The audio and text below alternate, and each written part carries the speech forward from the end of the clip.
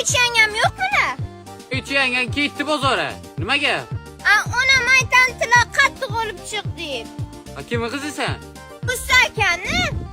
Uskapangmi? Uskapang qizimisan? Nima dedim bunaqa deysiz? Shu ham sen qizi bo'lsang, seni kelin qilaman nasib bo'lsa. Sizni o'g'lingiz nogiron qon ekan. O'zingizdan battar chirrik. Dadamga aytib beraman. Bor, ayt.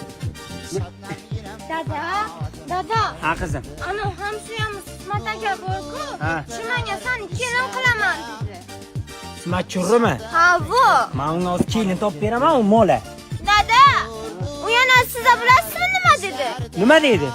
Husi kapak dedi. Onangga Ismat chur hozir uni.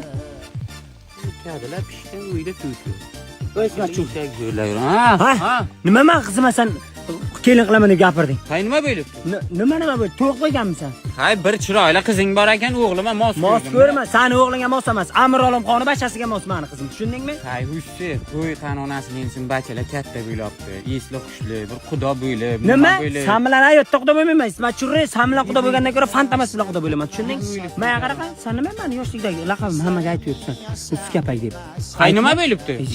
Men laqabim sharmanda qilib tashladimkanmi? Ismat churri deb. Yana bir marta aytsan, keyin ko'raman seni. Ismat churri. Uskapak laqabingni televizorga chiqaraman, tushunmi?